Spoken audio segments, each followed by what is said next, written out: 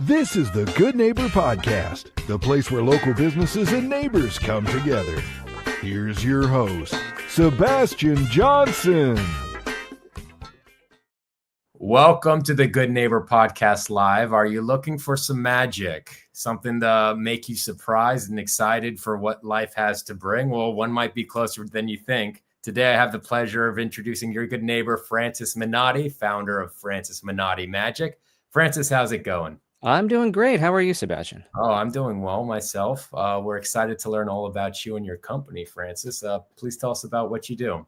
Yeah, I am a full-time professional magician, have been for the last 26 years, based out of Philadelphia, but between myself and my wife, who we have a company together, we travel literally all over the world, but nationally for corporate, college, theater events.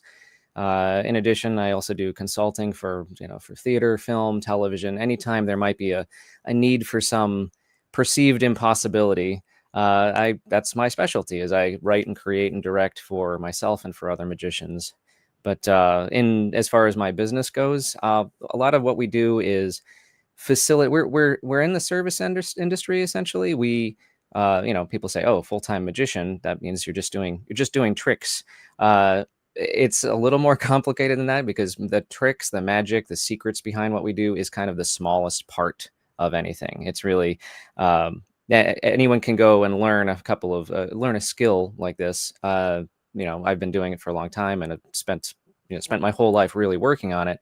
But our focus in our business is generally making the client who's hiring us look amazing. So my job is to make sure that, if it's a wedding, you hear from us, we set things up, we agree to what we're going to do to make your guests happy, and then you don't have to worry about anything else. We try to be almost invisible, so that the worst case, the most I'll do is I'll call a few days before the event and say, hey, we're all set, here's everything, we got our contract, we're situated. We like to be the set it and forget it kind of entertainers to facilitate whatever it is whatever sort of event you're hosting. Hey, that's excellent. I love that. How did you get into this industry?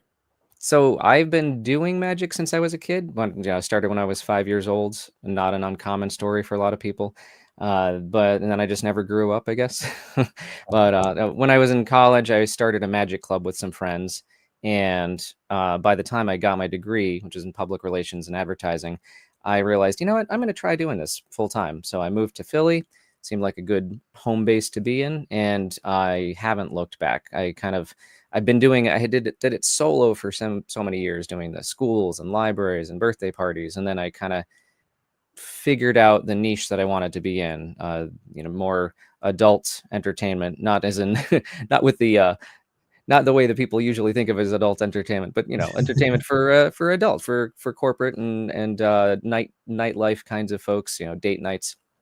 And that's been my main focus for the last several years, now with my wife. So. Super cool. Well, you've been in it for a while. What would you say some of the myths or misconceptions in your industry are?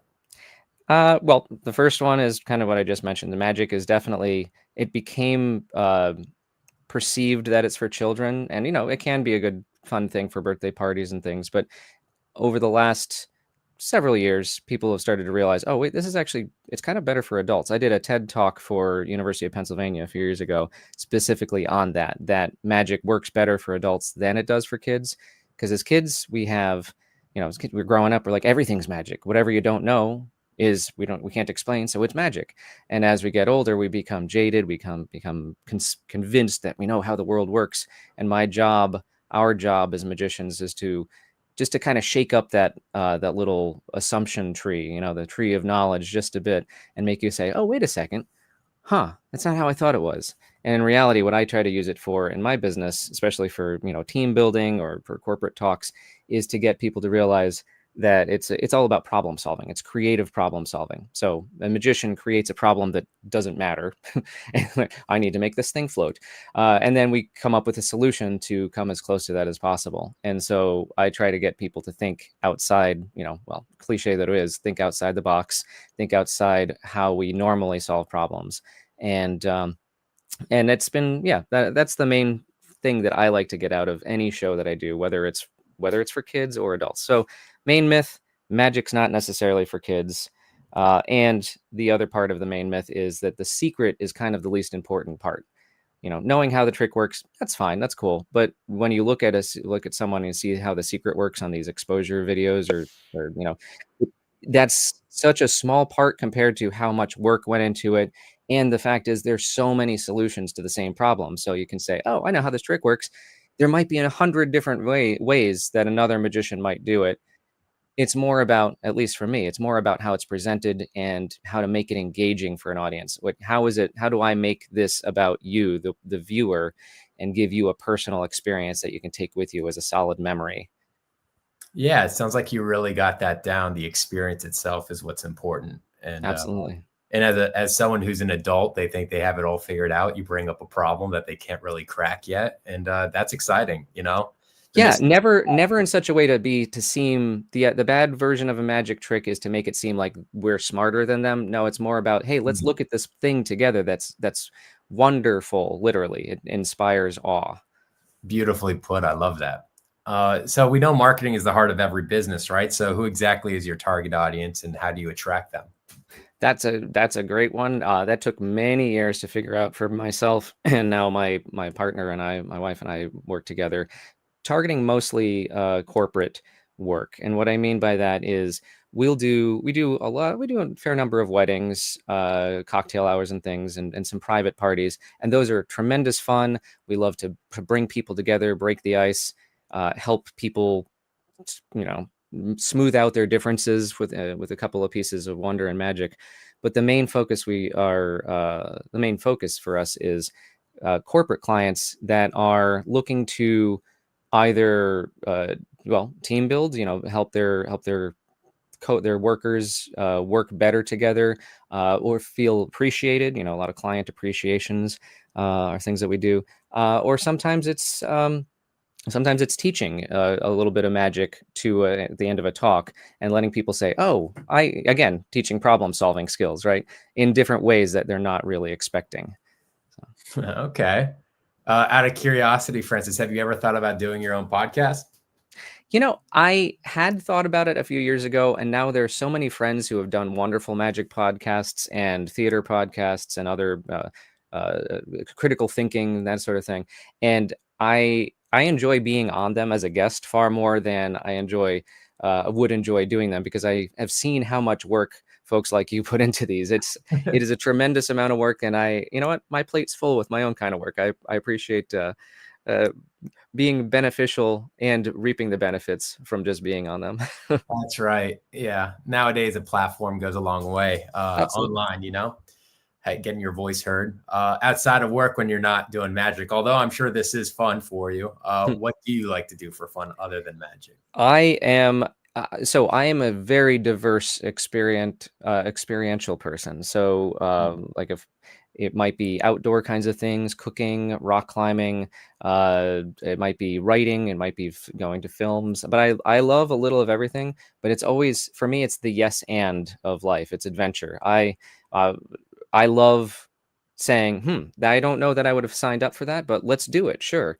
We just came back from a long weekend for visiting a friend down in Tennessee for their birthday.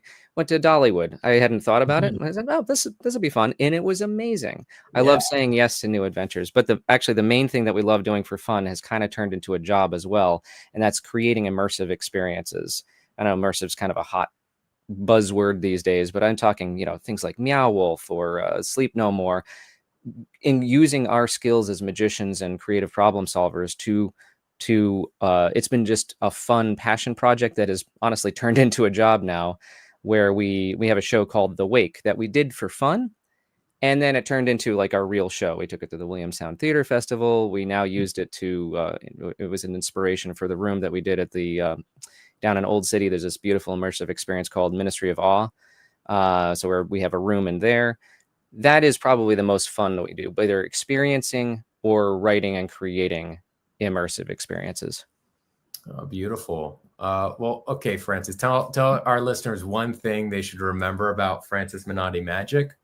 You know what I'll say about Francis Menotti Magic, but this goes for all anytime you might consider hiring a magician, because in our business, there really is no such thing as competition. The competition that I have are my best friends. So we all share work, pass it back and forth and that sort of thing. But the things to realize with hiring a magician is, first off, you probably might not even realize you would want one. It's not about the magic tricks. It's about the social, the interaction that we can help and customize to make your event better. And to that end, and you'll hear this in a lot of businesses, don't focus first and foremost on the dollar sign. You know, some magicians will be cheaper, some will be more expensive. What I would say is don't necessarily, in fact, I would really strongly say don't go for the cheapest option, because you are going to get what you pay for. A good performer isn't just there to do a magic show. I usually quip that my job is the marketing, the rehearsal, the writing, the creating of new material for you, the back and forth, the emails. At the end of the day, the show is free because that's the most fun part for us, right? So I just have long conversations with whomever you're hiring or considering hiring, and realize that our job is to make you look good first and foremost. Very important. And now, how can our listeners learn more about your company? Oh, definitely through social media, although I'm not as much on social media as my wife is, and she does a lot more of our business end of things. But through my Francis Menotti Magic or our company, Couple of Magicians, if you look up either of those on any of the platforms, Facebook, Instagram is the main one that we use. Do a little bit on LinkedIn, but those are the best ways. And also just keep tuned into the TV. We've done a few episodes of Penn and Teller Fool Us, Masters of Illusion. There's an Amazon Prime show you can also check out that I'm now forgetting the name of, but which is great. But yeah, if you look up our names and cross-reference it, you'll be able to find Francis Menotti Magic. Got it. Well, Francis, I really appreciate you being on the show. We wish you and your company the best moving forward. My pleasure. Thanks for having me. Yeah. Thank you for listening to the Good Neighbor Podcast. To nominate your favorite local businesses to be featured on the show, go to gnpcentercity.com. That's gnpcentercity.com. Or call 215-305-8543.